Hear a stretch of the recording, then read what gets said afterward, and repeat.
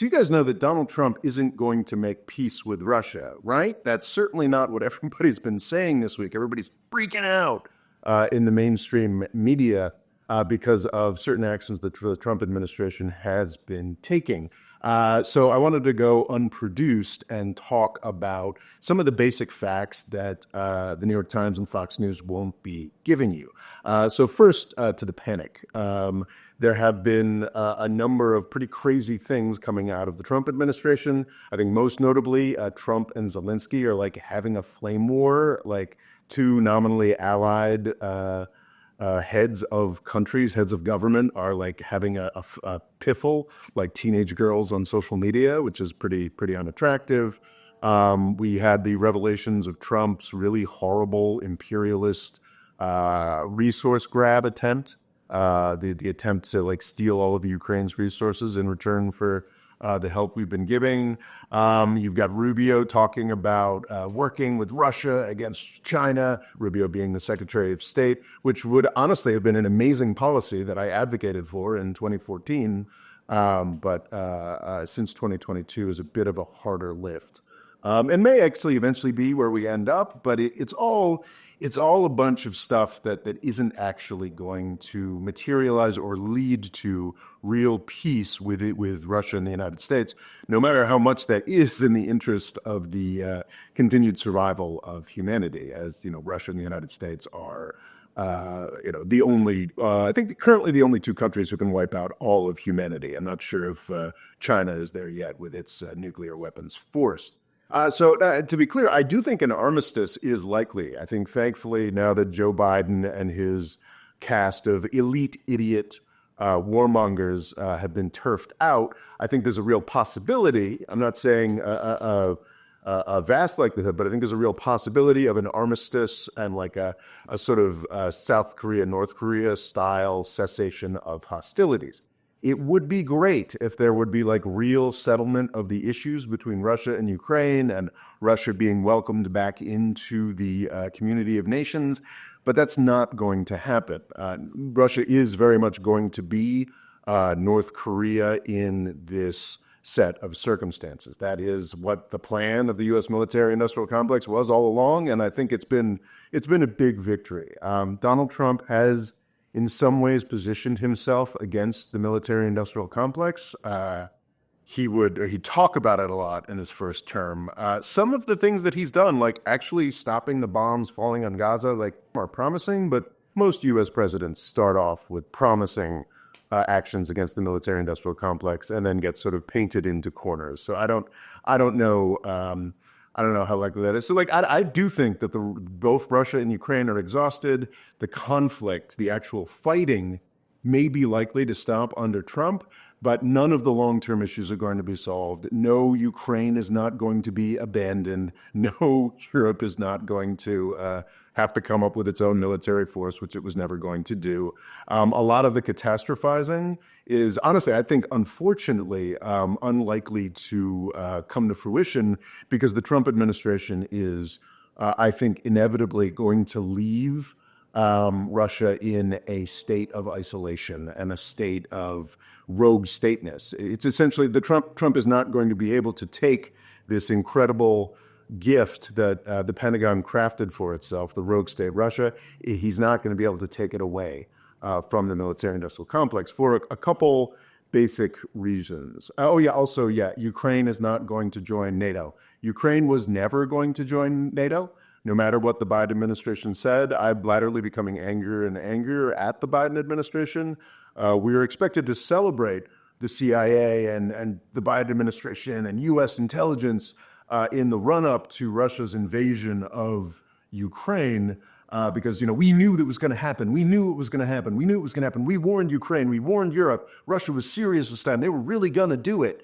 And if the Biden administration knew that, why couldn't we have just said, actually, Ukraine is not going to be in NATO? Because if we had done that, I think there's a pretty strong chance that would have meant Russia would not have invaded. And the Biden administration always knew that Ukraine was never going to be in NATO. Like, we basically just let this war happen for war's sake. I mean, perhaps that's going down a tangent. I don't need to. Obviously, Russia, I'm really interested to hear about Russia's grievances about its neighbor until the point in February 2022 when Russia decided to stab its neighbor. Anyway, getting off track a little bit here. So, sanctions. We've seen over and over and over and over again that once the United States puts sanctions on a country, they're almost politically impossible to remove. We've seen perhaps the most ridiculous example of this in Syria, where after the Assad regime fell, the United States renewed country-killing sanctions, the Caesar sanctions, secondary sanctions against Syria, designed to remove Assad. So, I mean, you can look at the chronology here. The Assad government fell in early December, I believe it was, and in mid to late December, the U.S. government renewed the country-killing sanctions against Syria for another 5 years because there's that level of disconnect. Another example is in Sudan. The dictator we hated fell, and we maintained sanctions for another 2 years until Sudan made a deal with Israel that helped to kill Sudan's government and lead to a horrific civil war. So it's really, really difficult to lift any kind of sanctions. And what is likely in any kind of armistice deal is that obviously Ukraine is not going to get all of these territories that the Biden administration maintained were going to go back to Ukraine. They're not going to get Crimea. They're not going to get Donetsk and Luhansk or what have you. And the Europeans and the entirety of the Democratic Party and most of the Republican Party are going to be yelling at the top of their lungs. How dare Donald Trump even contemplate getting rid of sanctions against Russia when they still hold Crimea or they still held Donetsk or Luhansk. So you're already seeing this disconnect in negotiations between Rubio, the Secretary of State for the United States, and Lavrov, the foreign minister for Russia, where Lavrov is like, yes, we're making great progress on these sanctions. And then Rubio's like, well, what are you talking about? We're just talking about this war here. Like, we're not going to, like, there's extreme, like, political difficulty in lifting sanctions, and Russia seems really excited right now. You've got like Dmitry Medvedev, the sort of Putin's Potemkin president for a minute in the aughts, like making tweets about, oh, wow, Trump agrees with us entirely. This is amazing. Everything's fine. Lavrov's like, the sanctions are coming down tomorrow. And they are about to be very, very, very disillusioned because Donald Trump is certainly resistant to a lot of the things that the standard U.S. government wants, but this is something that Republicans, Democrats, all of Europe are all going to team up to fight on. And Donald, unlike defending foreign aid or consumer protection in the United States or the National Institutes of Health that work towards cancer cures, there's no bipartisan consensus about that. But in Washington, D.C., there is a bipartisan consensus on maintaining Russia as a rogue power to keep defense budgets up.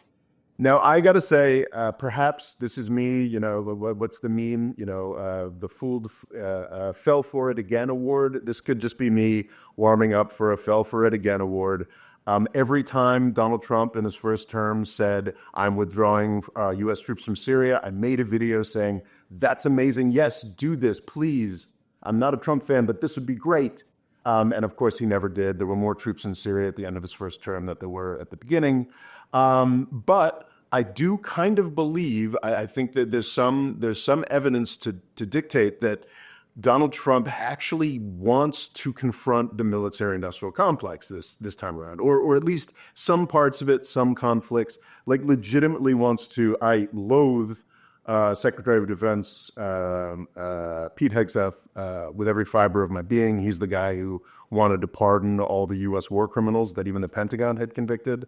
But apparently this week he's announced that he intends to cut the defense budget by 8% every year. I would be really shocked if that ever happened.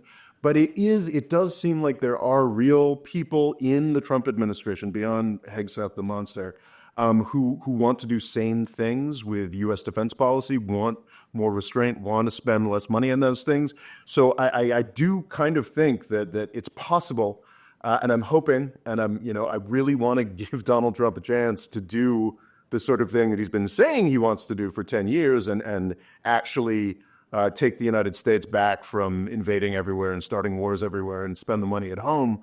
And fingers crossed, I don't think it's likely, but it's possible that there's some real instinct behind that. And it's not going to happen in the Russia-Ukraine relationship.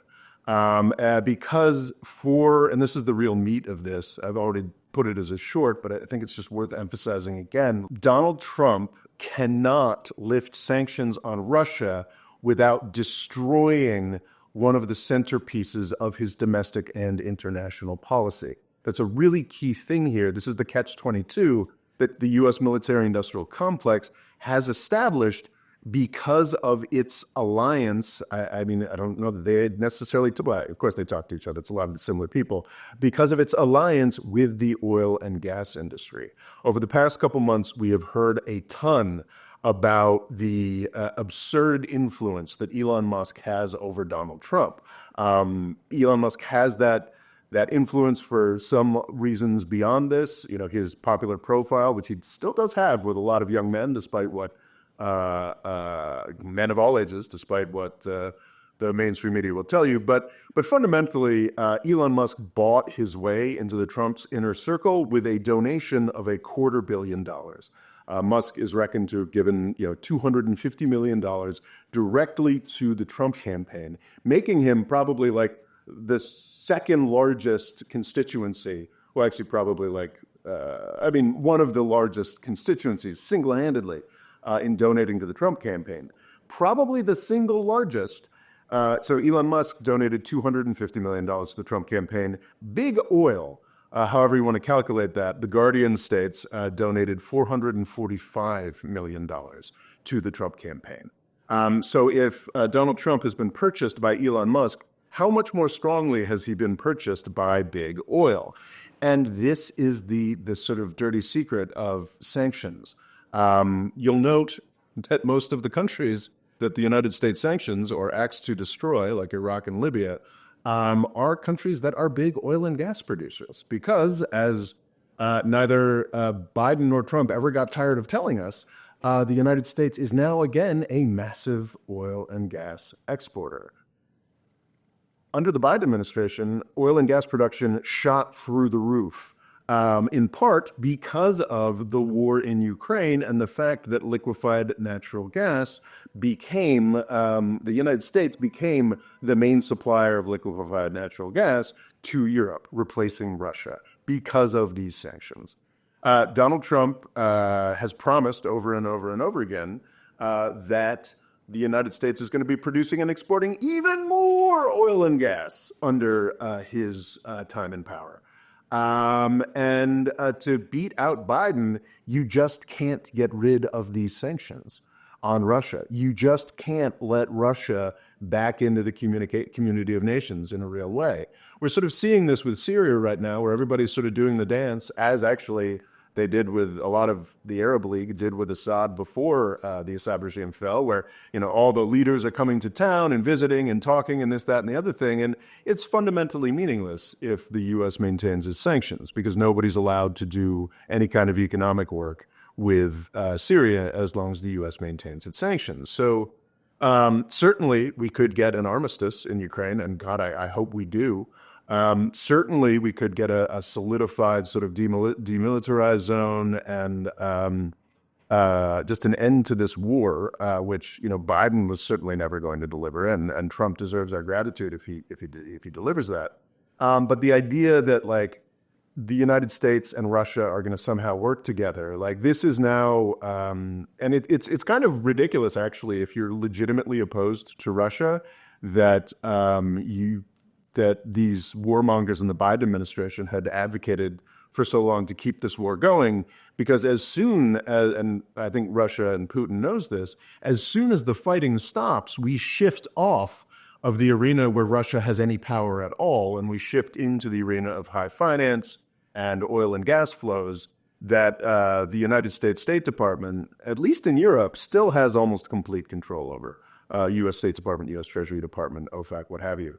And yeah, Russia's not going to be, once the war stops, Russia is going to be exposed as the not particularly economically significant actor that it is, and is sort of expecting to get access back to European oil and gas markets that it's simply not going to get. It's just not happening. Boris Johnson, who perhaps knows Donald Trump better than most European politicians, put out a big long tweet, sort of saying, no, Europe's, yeah, you stop feuding with Zelensky. Ukraine is our friend. This, that, and the other thing. But also, hey, Trump, here's something you can do. He's dangling a big chunk of Russian money that is frozen by European and U.S. banks, and suggesting, well, Trump, you're not actually going to get the big deals with Russia that you want, but you can steal all of Russia's money. And I think that's exactly the kind of, on a much grander scale, exactly the kind of switch or swindle that was worked against Donald Trump in his first term to keep U.S. troops in Syria. All they had to go was, hey, Trump, if you let us keep the U.S. troops in Syria, we'll steal Syria's oil. And that's the kind of thing that appeals to Donald Trump. So I think you're going to see a lot of Sturm und Drang over the next couple of weeks and months, a lot of people talking about, oh, Trump's abandoning Ukraine and he wants to buddy up with Russia, and he can buddy up with Russia. He can even do like a summit with Putin and this, that, and the other thing. But at the end of the day, the Russians are going to realize that they're stuck in exactly the same trap that, Victoria Nuland put them in back in 2014. They're not going to see any lifting of sanctions. It's just not going to happen.